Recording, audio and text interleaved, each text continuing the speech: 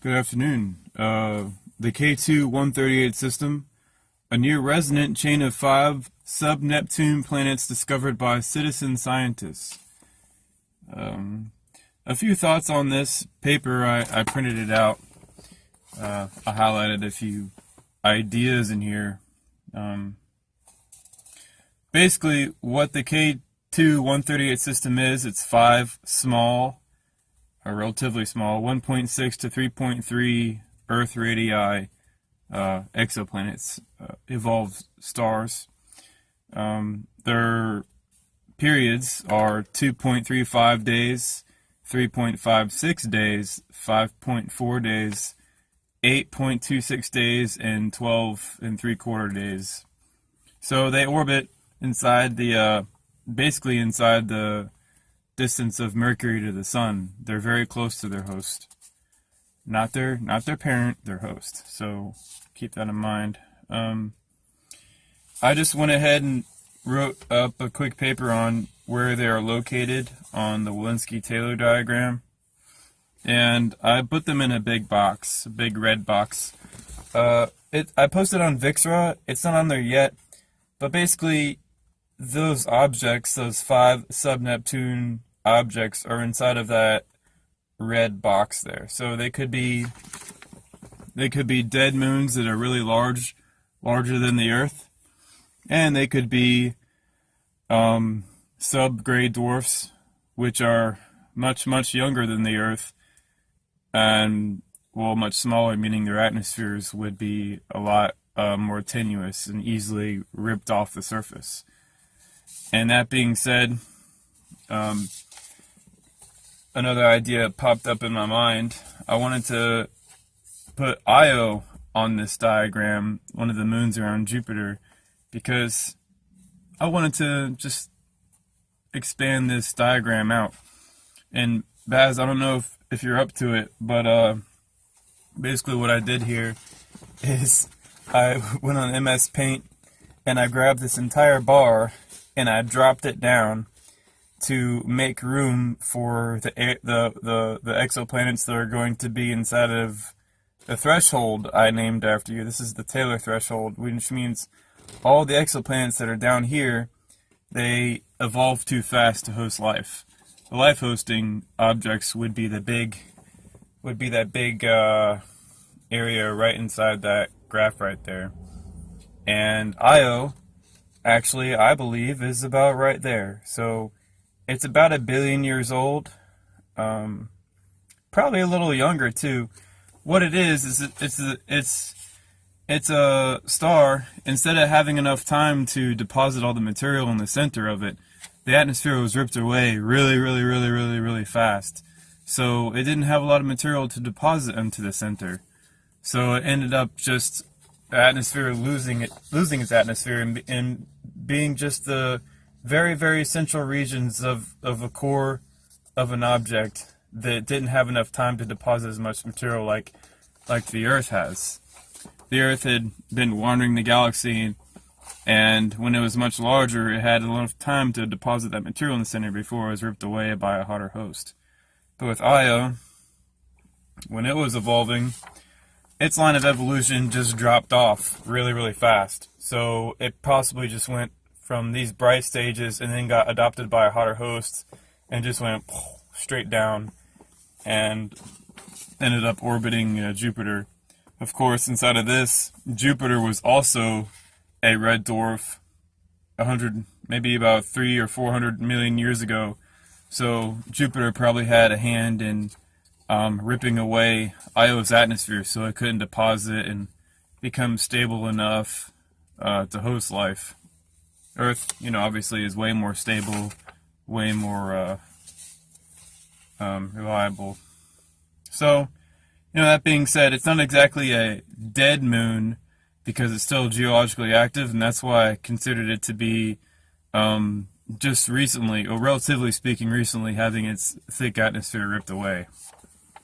And that's very important to note. Because as well, when you look at the Nebula Hypothesis, the establishment's way of doing things, the objects that orbit a hot shining star are all the same age as the shining star itself. So they force everything to be in the same age.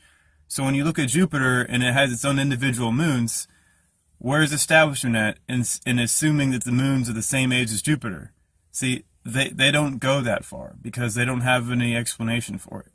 The explanation for it is that Jupiter is its own solar system entirely, and it just orbits the sun. It's always been its own solar system. Not solar system, I guess, whatever you want to call it. I guess think of a name for the Jupiter system.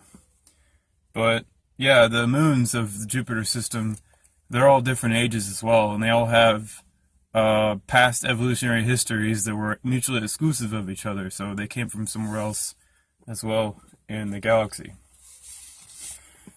That being said, the Kepler-138, the main discovery paper, I just wanted to point a few things out here that I noticed. I do like reading these papers because a lot of the way they say things kind of sticks out, and the way they look down upon people also sticks out. For instance, it says here, K2-138 is the first exoplanet discovery by citizen scientists participating in the Exoplanet Explorers project and the Zooniverse platform. They say citizen scientists. Well, why give them a name as citizen scientists? Why not just say scientists? Because that's what they are. I guess what it is they don't want them to be actual scientists, because then it undermines their own professionalism in getting these ideas out there. But really, you can take the citizen out. It's just scientists. That's what they are. That's what they're doing. To give them another name other than scientists is to kind of like, I don't know. And it also says here, while these artifacts can confuse automated procedures, this is in reference to finding exoplanets, you know, the little dip in light as the smaller evolved star passes in front of its host. A lot of the machines have a problem detecting those dips for various reasons. So what they did is they crowdsourced this information out to a bunch of people, I think 14,000 people, and they were available to discern if there was a dip in the light curve or not, and that's how they found the system. They found 5 dips over time. And it says here, while these artifacts can confuse automated procedures, the human brain is optimized for pattern matching and is remarkably good at discriminating these artifacts from a train of planet transit. So what a human brain does in their case, what they're referencing here, is instead of having an artifact of stuff that really doesn't signal transit, the human can process that information and discern a pattern from that and verify if it's actually if it's an object orbiting in front of its host or if it's just a computer messing up. But what I underlined here is the human brain is optimized for pattern matching. Now, I don't know about you guys, but the main pattern has already been matched up. This is the pattern. They're really hot, and they cool, and they lose mass, and they shrink, and they die. That's the pattern. So their whole spiel that they go on here, this little paper here. Let's see what page does it start on? Okay, page 5 on discussions. They say a further interesting subset of these systems are those demonstrating resonances or chains of resonances, and they're trying to force all these objects, these planetary systems, to fit inside of what they term to be resonances, so they can determine how they actually formed and what's important with that. But I think the whole resonance thing it's not going to lead to any new information at all. It's just them trying to find a mathematical formulation to predict these objects. But no, this is going to be pure chaos. They start with the closest object, which is abstracted away to mean 1, and then they do 3 half resonances, 3 half squared resonances, and they try to force fit these mathematical ideas in there, but it's not needed. There's not going to be any new information deciphered from finding out where these residences are. They're wasting their time doing this.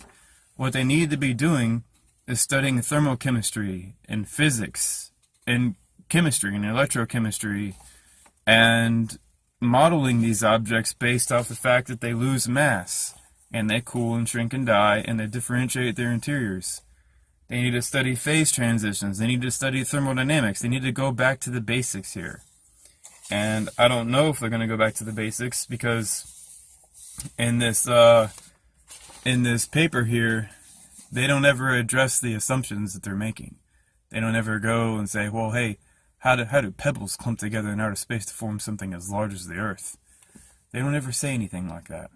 They just avoid the question altogether. It's the 800-pound gorilla in the room.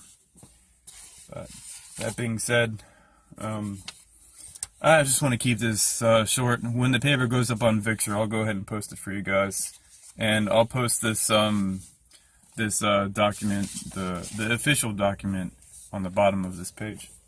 All right, you guys, have a good day.